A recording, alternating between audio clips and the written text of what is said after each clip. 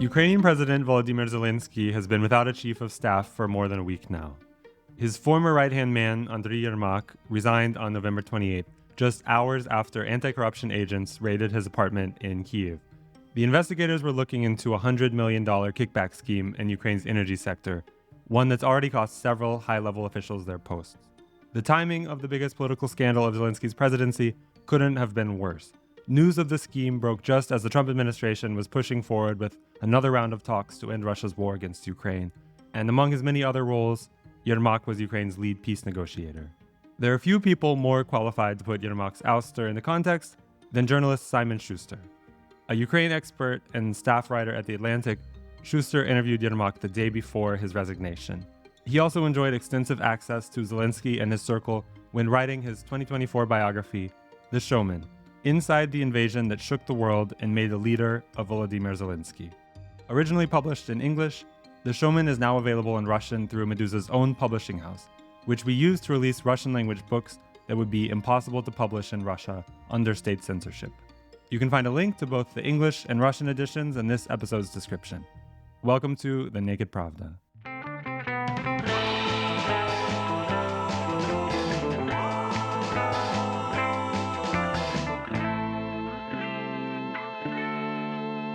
Hi, I'm Sam Brazil, Meduza in English's senior news editor, and you're listening to The Naked Pravda.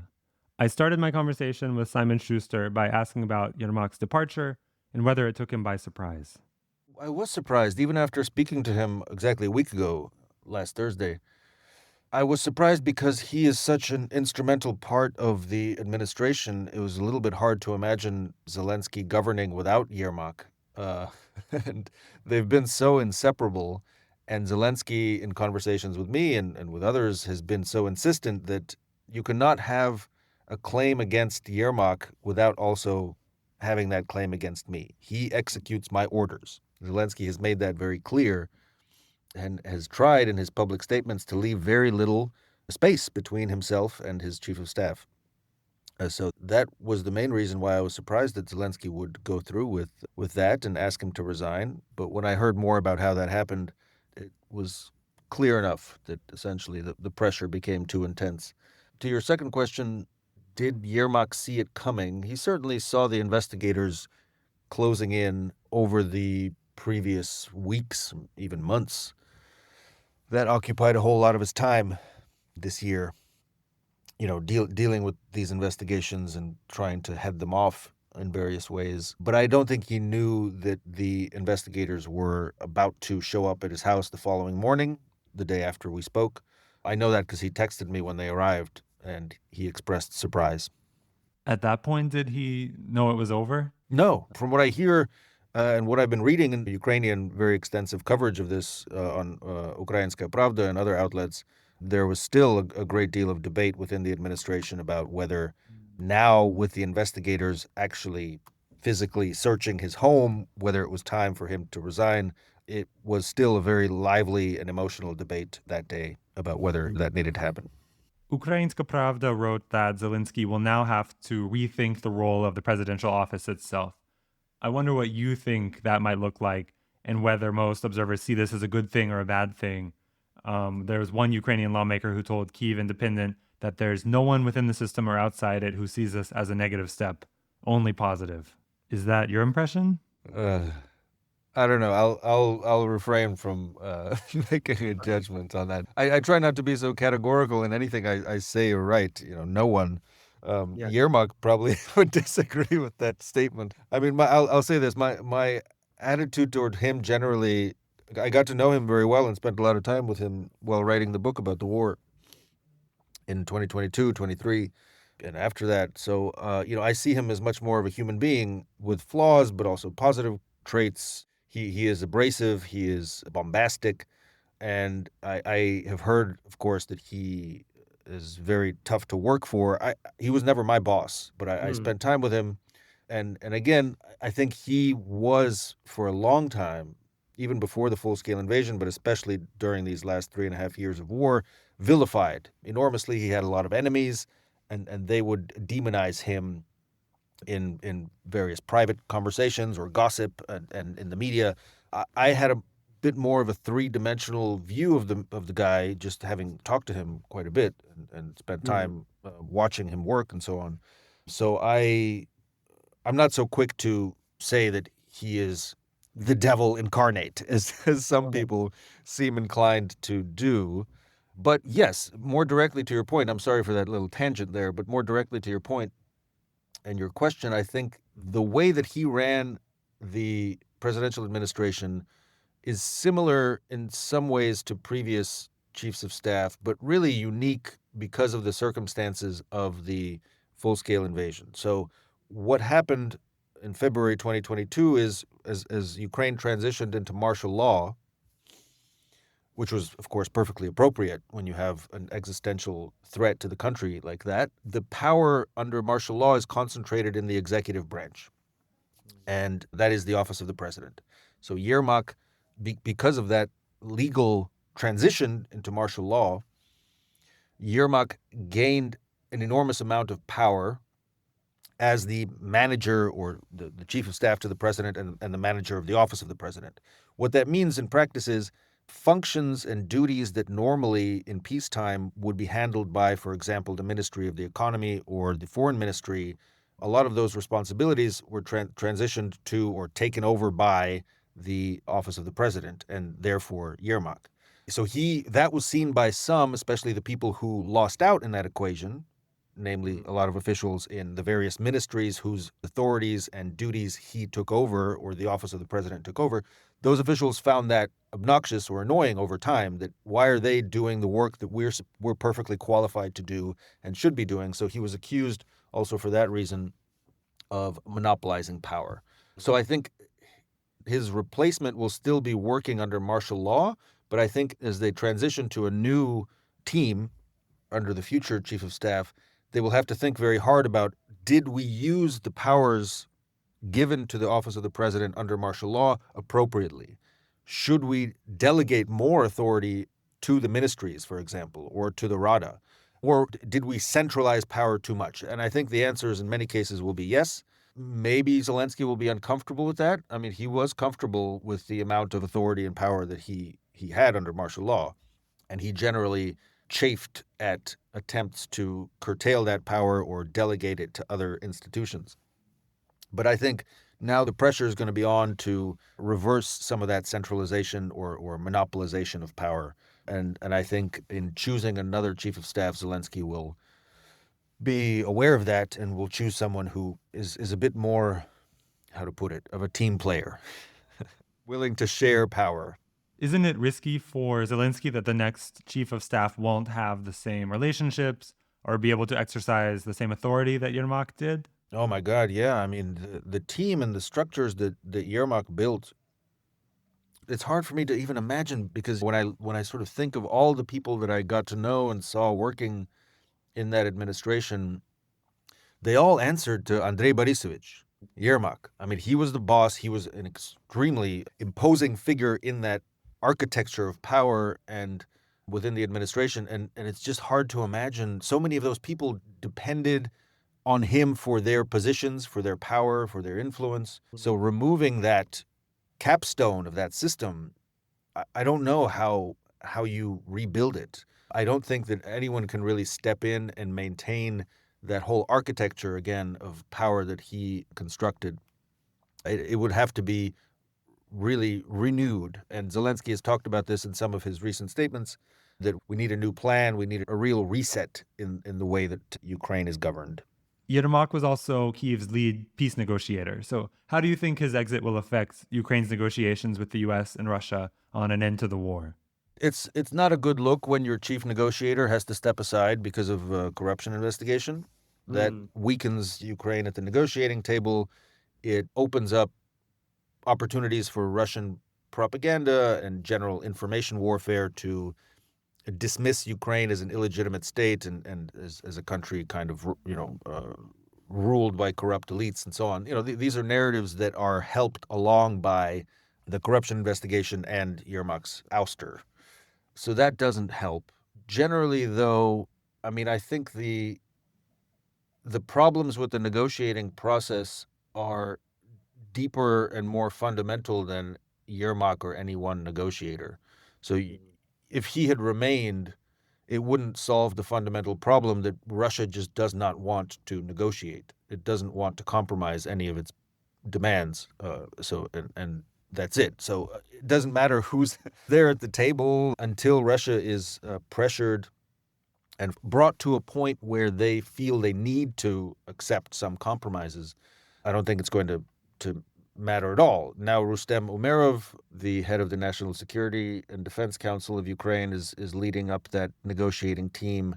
He's very experienced. He also has the downside of also being a little bit in the crosshairs of the anti-corruption investigators. So we could, in the coming days, weeks, months, see another situation where the chief negotiator has to step aside because he gets a visit from anti-corruption investigators. That would also be quite bad and embarrassing. But in any case, the larger point I want to make here is that the problem with the peace process is not who is representing Ukraine at the table. It's who is representing Russia and what freedom they have from their bosses in the Kremlin to make any kind of compromise. And there's nothing. There's nothing there. Putin wants to continue pushing on the battlefield, and that's it. Sorry to butt in like this, but I'd like ever so humbly to encourage listeners to sign up for Meduza's daily newsletter. I write it, Kevin Rothrock, every weekday, except on major holidays, or if I'm, deathly ill. And what it is a daily delivery of some unique story, condensing an interview, reviewing an article, or analyzing some trend related to Russia and the surrounding region. I keep it snappy and brief so you can stay informed, curious, and get on with your day. Sign up at meduza.io/en/pages/newsletter. We probably need a shorter URL than that, but for now, that's what you get. Thank you. You're welcome. You wrote in The Atlantic last week that after Zelensky's disastrous Oval Office meeting in February, the Ukrainians adopted a new rule in their diplomacy: never allow Trump to see Kyiv as an impediment to peace. Can you talk a bit more about how Zelensky's approach to dealing with the Trump administration has evolved over the last year? That's right. Their diplomacy has focused on being demonstratively eager and willing to negotiate. So that's what I meant there. Yeah, they never put themselves in a position where Trump or anyone else could accuse them of hindering the peace process. I've talked to various diplomats and officials about this, and they say we demonstrate this not only in word but in our actions. Anytime we are invited to a negotiation, we are there. We take it seriously. We bring serious proposals, and we listen and we engage. I think that comes from a previous position very early in the Trump administration where Trump grew very frustrated with Zelensky, most famously in that blow up in the Oval Office in February, but generally also in various meetings and conversations that the public did not see live on television. And the frustration there on Trump's part was that Zelensky doesn't want to negotiate. Zelensky doesn't want to talk. And he came very close to cutting off U.S. aid in order to force Zelensky to take the negotiations more seriously. In fact, in March of this year, there was a cutoff in U.S. intelligence sharing and military support that was very painful and scary for the Ukrainians. And after that, they realized we can't let that happen. We can't give Trump an excuse that way to cut us off. And indeed, we need to show that the Russians are the problem. And that, in so doing, to encourage Trump to apply pressure to the Russians and not to try to pressure the Ukrainians by cutting off aid.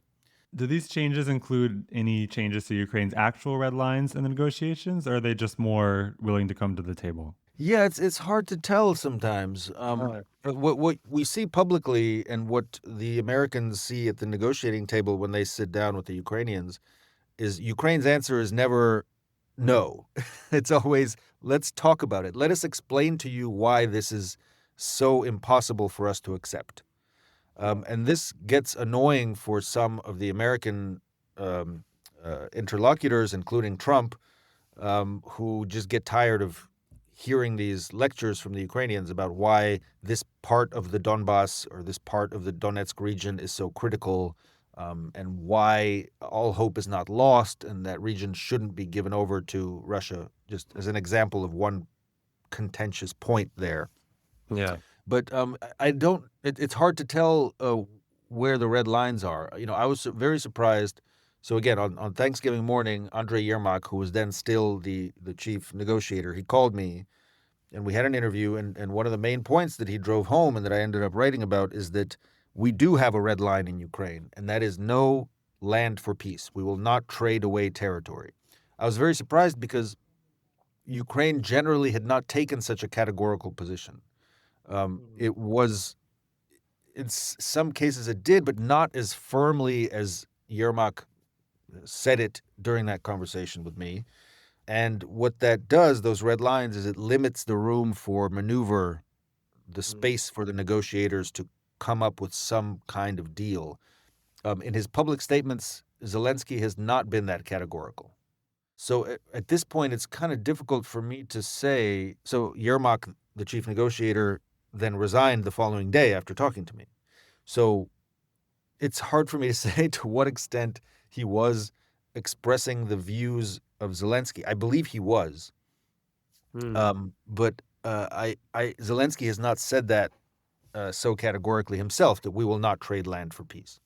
That is a key point of the negotiating process, and he's tried very hard to not draw red lines, because that could be taken, not draw very explicit public red lines. Let's put it that way, because that could be taken again by the Trump administration as an unwillingness on Zelensky's part and on Ukraine's part to engage constructively in the peace process. And the Ukrainians are very eager, as I said a little earlier, not to give that impression to the Americans, not to give the Americans that excuse to reduce or curtail assistance. Do the talks that began in November feel any different to you from the previous rounds? And are they actually inching closer to a deal each time when Trump starts negotiations again, or are they just rehashing the same non-starters? I'm afraid it's more the latter. Yeah, it feels like deja vu, or a cycle of negotiations that we've seen before. The part that was different this time was that we saw the 28 points on paper, written out. And that, of course, caused a whole lot of public debate and discussion of the 28 points, what they meant, how close were they to a demand for capitulation. Anyway, it was a sort of debate that we had not seen before in the process, the peace process, just because we'd never seen it spelled out so explicitly, all of the positions. My understanding from reading them, when I read those, my impression was, yeah, this is the stuff that the Russians have been saying all along. And when Steve Witkoff, Donald Trump's envoy to the Kremlin, when he goes to the Kremlin to talk to Putin, he comes back, he says stuff like this. He says stuff like what's in those 28 points. I've heard this before. I've never seen it spelled out in 28 points, but this is what Witkoff says when he comes back from talking to Putin. So I had the clear impression that these points, these positions are not new. Witkoff has previously delivered these kinds of points to the White House and through other envoys to Zelensky. But fundamentally, it's the same demands and the same quite outrageous demands that would be unacceptable to the Ukrainians. So it was very clear that, that we would end up basically where we started, where the Ukrainians would then have their opportunity to amend these positions. They would have their say. The Americans have shown quite a lot of flexibility, I have to admit, and Trump as well, in sort of basically repeating the rhetoric or the positions of the last person he spoke to. Yeah. And we saw it again, when the Ukrainians had their say in Geneva and then in Abu Dhabi, they sat down with the Americans and they talked through the Ukrainian positions and arguments. We ended up with a very different document that Yermak described to me as totally in line with Ukrainian interests and not crossing any of Ukraine's red lines, including on the question of territory or land for peace. So the pendulum of these talks swung back toward the Ukrainian position. And then Witkoff went to Moscow with this amended version and presented it to Putin, and Putin said, basically, hell no, get out of here. The talks went on for 5 hours, so I guess they said more than that, but that's the impression that we have, of what happened there in Moscow between Putin, Steve Witkoff, and Jared Kushner. So all of this is a cycle that we have tragically experienced before. The main difference was that we saw the things in black and white on paper. If Ukraine is prepared to make compromises like freezing the war along the current lines, does Kyiv have a plan for how to handle the new reality? I've talked to Zelensky about this probably a few times now in various contexts. So one is he really hates to envision what that looks like because it reminds him of the demilitarized zone on the Korean Peninsula along the 38th parallel that separates North and South Korea. It's a very ugly border. It's it's a misnomer because that's a highly militarized border. You have, artillery, drones, aviation patrolling that border. There are skirmishes. Over the years, what is it now, 70-ish, 70 plus years, 72 years, that border has existed on the Korean Peninsula. Hundreds of soldiers have been killed in various ceasefire violations. So when I talked to Zelensky about that as a possible vision for the future of this contact line or whatever ceasefire line in Ukraine, he just it almost emotionally or viscerally disgusted him to think about it. He said that would be a dead zone. Nothing would grow around that area. People couldn't live there. You couldn't start a business there. There would always be these ceasefire violations. The Russians would not hold to their agreements. They would shoot across the line. They would provoke the Ukrainians in various ways, and he really hated to think about that. But that is more and more the vision that we're coming to. I've heard various European leaders talk about this, including very, very publicly and on the record. I talked to the president of the Czech Republic, Petr Pavel, and he said, Simon, if you want to know what the East Ukraine's future will look like, what the front line will look like, look at the historical examples of the Berlin Wall, look at the 38th parallel in Korea, and you'll have a pretty damn good idea. But that's a grim prospect. It is peace. It's better than the horrific active war we have now, but it feels to Zelensky certainly like a frozen conflict rather than a resolution, and he doesn't want a frozen conflict. The role that Zelensky's background in entertainment and acting played in the early days of the full-scale war is well documented, but he's clearly gone through a major transformation in the last 3 years. Is he still the showman in 2025 that he was before, or has he begun to rely more on other skills? Yeah, I do think that his transformation has been, very striking and complete, as I've said before, to the point where it's hard to recognize him as the same person that he was certainly before he went into politics. He's become much more stern, tough, harsh. He's kind of has this armor that he wears,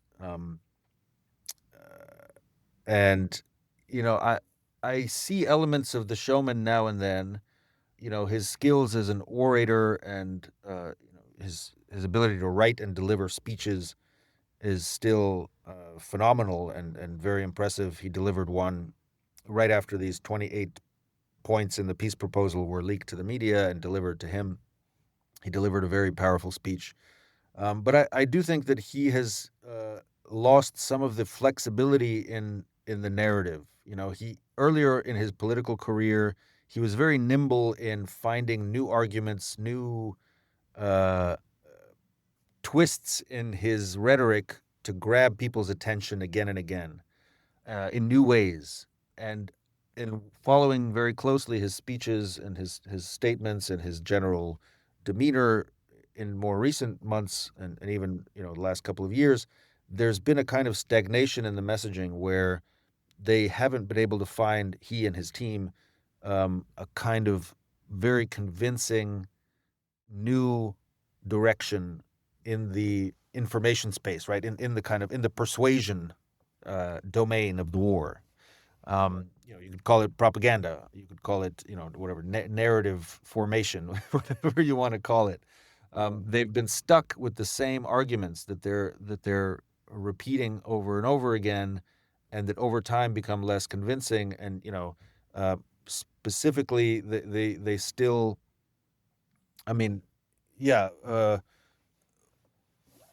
Rather than trying to prepare the public for some of the realities that are probably going to emerge from a peace deal or a ceasefire deal, they tend to stick to rhetoric that's a bit more vague, that relies more on tropes and sloganeering.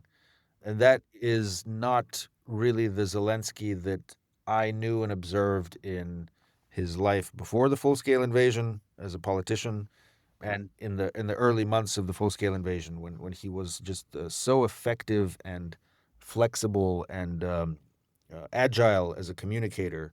Now it feels like he's a bit stuck in a rut in that domain of the war. Based on your book, it seems like nobody who knew Zelensky before 2022, including you, expected the transformation that he's gone through over the last 4 years. But still, I want to see if you have any predictions about what his post-war chapter might look like. Does he have anything in mind for a post-presidency? Yeah, he does. I mean, I talked to him about this in detail in March. That was our last interview, March of this year. And I was talking to him about, how he envisions his life after the presidency, and whether he considers the idea of fighting as hard as he can to get the best deal, the best conclusion to the war, the strongest security guarantees, and signing it in his capacity as president, and then dropping the mic and saying, "I did the best I could, and a new person has to come in now and implement this thing." I sort of proposed that idea as a possible future that I think might help secure his legacy as a wartime leader who has been very effective and very inspiring in many ways. And he didn't really go for that. He didn't reject it out of hand, but he wasn't. He didn't really jump at the idea that he might leave the stage once this period in Ukraine's history is over. What he did talk about is the fact that after a ceasefire is stable enough to look like some kind of lasting peace, Ukraine will need a new kind of leader, not a wartime icon, but a manager, an administrator to try to manage the somewhat more mundane tasks of reconstruction and everything related to that, to kind of get the economy back on track and so on. And it wasn't clear to me whether he sees himself being able to transition into that role. I think he is still entertaining that possibility and still has that in mind, that after the war, he will have to transform himself again into something new again as a post-war leader, which would require a metamorphosis not much less dramatic than the one we saw in February 2022 with Volodymyr Zelensky. But I think he's still he recognizes that transformation will be necessary, because after peace, Ukraine will no longer need a wartime leader in the way that he's constructed himself, his own image, his own kind of persona to be. But I don't think he wouldn't say, and I asked him repeatedly if he's considering handing the reins over to someone else who would maybe fit the role of a manager more effectively. He wouldn't be, he wouldn't say that. Maybe he'll do comedy again. That's hard to imagine. Wow. Yeah, I don't know. He's still funny. Like, he's still very sharp-witted when you meet him in person. But still, there's a heaviness to his character now, just from all the horrors that he's seen and dealt with, all the pressures he's faced, that it's hard for me to imagine him overcoming that trauma enough Yeah. to be funny again in the way that he was in his days as a comedian. How are you thinking about the role of corruption in the Ukrainian government right now? Obviously, they've made a lot of progress in the fight against corruption, but it must still be really infuriating for people to hear about a money laundering scheme while there's a war going on. And you seem to have a pretty three-dimensional view of Yermak. I mean, I think, I do stick to the presumption of innocence. Mhm. From my understanding of the administration and how it worked, it is hard to imagine that given how much of a micromanager and how controlling Yermak was in that position, that he wouldn't be at all aware. Mhm. But awareness doesn't necessarily mean guilt before the law. So we have to wait for the investigation to play out. I'm not ready to say that, he's guilty by any means. He is in conversations with me and generally has, denied wrongdoing. And I think we Mhm. have to wait for the prosecutors to bring uh, notes of suspicion or charges or something more serious. Right. But generally, I think, the attitude to corruption, kind of on a philosophical level, and again, as I've discussed it with Zelensky, is it is a priority for him. It is a campaign promise, one of the key campaign promises that he had when he ran for office and won. He intends to meet it. He takes it very seriously, but in the context of a full-scale war, he wishes that people would give him a bit more slack to prioritize the prerogatives and needs of the wartime administration. So it's much harder for him to, at a time of war, he would argue and has argued, kind of swing open the doors of the president's office there on Bankova Street and say, "Yeah, come on, everybody, all the investigators, come on in, sniff around, look, question everybody, and interrogate and do lie detector tests, whatever you want to do." Right? Right. He imagines this kind of thing. He says this would cause paralysis. And people always pressure me, he says, to basically dismiss to fire people at the first suggestion of wrongdoing. And he says, well, I can't afford to do that. I don't have that many dedicated members of my team who are, battle hardened and tried and true. I can't just fire people left and right at the first suggestion of wrongdoing. So he does, in those ways, push back on the narratives and accusations of kind of widespread corruption, especially at a time of war. He says, the priority for him and the country needs to be surviving the war, winning the war. And corruption is also a scourge that Ukraine needs to deal with. But he says it is an extremely difficult and complicated second front, a second war that Ukraine needs to fight. And he just, when I've talked to him, I hear him sort of saying, sort of summarizing his position, that, like, guys, I'm having a hard enough time fighting the war at the front against Russia. Right. So cut me some slack, you know. Right. So, and I do have some sympathy for that, just on a kind of human level, or yeah, I don't know. But the investigators will find what they find, and it is certainly commendable to Ukraine as a country that they are able to do their work. They're able to come to the home of the chief of staff and search it. I mean, that's just step back for a minute from the details and think about that.